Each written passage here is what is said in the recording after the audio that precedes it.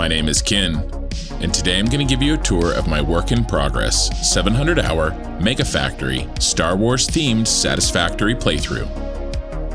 This video is going to take a look at the 3 main Star Wars factories I have up and running that I've been working on for 9 months. In fact, these 3 factories work together as one single process. The Water Packaging Factory Imperial Archive Tower from Rogue One, the Oil Packaging Factory Senate Building from the prequels, and the Oil Processing and Power Plant Super Star Destroyer. I'll take you through that process step by step, talk about some of the struggles I've worked through, and lay out what my next steps are for this playthrough. There's a few things this video will not cover. My starter factory. I've got a tour of the starter factory linked here. It goes over the vertical bus system that I used, as well as a detailed look at how I use signs and lumen to light it. The other topic this video will not cover is my remote item delivery system I designed during this playthrough. I've released several videos on that topic, the most recent of which is here. Both videos are linked in the description. We start our journey on the Gold Coast with our water packaging factory. Designed to look like the Imperial Archive Tower on the planet Scarif from the end of the movie Rogue One, this facility will package 31,200 water per minute at full capacity. Speaking of full capacity, all 3 of these factories are currently only running at 50%. I'll get into detail on why a little later. The water is drawn offshore from these 280 water extractors and pumped up the back of the tower in 56 Mark II pipes. At the top of the tower, the water stops off at 56 industrial fluid buffers before making its way to the 56 water packaging blueprints. I always try to gravity feed machines if liquid is involved. It tends to cut down on fluid issues. The water then heads down to this blueprint, which is this factory's only type and is pretty simple. 6 packagers that use the packaged water recipe to turn empty canisters and water into packaged water at 580 packaged water per blueprint. At this point, the packager blueprints are split into 4 groups of 14 blueprints each, A, B, C, and D.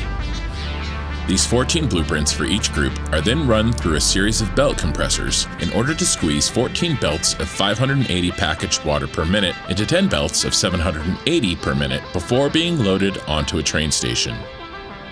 As you can see, at this time, only groups A and C are turned on. The 4 groups become 4 train lines, each with 10 cars. These trains do double duty, not only taking 32,000 packaged water per train out of the factory, but bringing back the same amount of empty canisters on the return trip to be sent up to the packagers. Currently, I have 8 trains supplying each group spaced out by roughly 3 minutes between arrival. Our packaged water then heads down along this train line, through the rocky desert and towards the Spire coast, passing under the starter factory along the way. I've built a fairly robust train network throughout the map using a blueprint set that I designed. I use the train network for not just the packaged water trains, but my remote item delivery system as well. I also plan to use the trains for battery delivery in the near future. In addition, the train line blueprints include belts along the inside and a set of pipes along the bottom, which I'm currently using to transport all the oil on the map to the next factory in our tour, the Oil Packaging Senate Building. The Senate Building not only packages 10,500 oil per minute at full capacity, but also acts as a logistics hub for our packaged water and canisters. We'll talk about oil packaging, but first let's finish tracking the journey of the packaged water. As the packaged water trains enter the Senate Building, they first travel up this enormous double helix train spiral. This train spiral is entirely too large and unnecessary, bordering on the grotesque, but currently is my 3rd favorite design in this save. These stations provide for the unloading of packaged water and then the reloading of empty canisters on the newly empty trains before they are sent back down the spiral and back to the water packaging facility for the cycle to begin again. Once unloaded, the packaged water flows up the inside of the Senate Building to the main logistics floor at the top of the Senate Building just below the roof. From here, we'll switch over to the packaged oil. All the oil on the map that isn't already being used in my starter factory is being transported via Mark II pipe to the Senate Building beneath the train lines. This oil has been preloaded with enough head lift to get to the top of the Senate building by making a stop-off in these oil towers. Like the water in the Imperial Tower, the oil is pumped up to a high fluid buffer to establish a high point in head lift. From there, gravity does the work and no more pumps are needed throughout the rest of the liquid oil's journey. Once the oil enters the bottom of the Senate building, preloaded with head lift, it flows up this oil pipe spiral in the center of the previously mentioned grotesque train spiral and up into this cone-shaped logistical system that feeds the oil packagers. The inside of the cone is my second favorite design of this playthrough, the grand convocation chamber inside the Senate building from the prequel Star Wars movies. I've built 256 Senate pods with 2 packagers each for a total of 504 oil packagers in concentric rings that expand outward and upward. This blueprint is even more simple than the water packagers. 2 packagers that turn empty canisters and liquid oil into packaged oil. I think it turned out pretty well, especially when circles are so hard to build in Satisfactory. These are enough to package all the remaining oil on the map, 10,500 per minute. To oversee this packaging process, we have Representative Binks III on duty. Please don't concern yourself with the whereabouts of Representative Binks I and II. Once the oil is packaged, it heads up and joins the packaged water at the top logistical floor of the Senate building. Here, I've built multiple sets of balancers, 10 belts to 10 belts for the packaged water and corresponding empty canisters, and 7 belts to 7 belts for the packaged oil and their canisters. These balancers are important because they prevent any problems in the system from causing cascading failures and additional problems. Ask me how I know. They work by evenly splitting each of the 10 belts into 10, then merging 10 1/10ths of each belt into 10 new belts. That way, if there is an uneven flow in the balancer, or one belt gets backed up, the other 9 compensate to spread out the inefficiency. The balancers drastically limit these issues. Similarly, the canisters are balanced on their way out of the floor. Once the packaged oil and water have been balanced, they head up to the roof of the Senate building where they will be transferred to the last factory in our tour, the Super Star Destroyer. For now, I'm using the SkyTrain to move what is essentially 50% of the full capacity of packaged water and oil into the oil factory, but more on that in a minute. This Super Star Destroyer is the crown jewel of this save, and of anything I've built, my most favorite design. It is the reason I started not only this save, but my YouTube channel in the first place. I figured if I was going to put in this much work, I might as well share it with as many people as I can. It can process up to 10,500 oil and 31,200 water per minute. At full capacity, it creates nearly 10,000 plastic, 2,700 rubber, and 5,700 petroleum coke per minute. In addition, it creates over 15,000 fuel per minute for power generation in 1,263 fuel generators.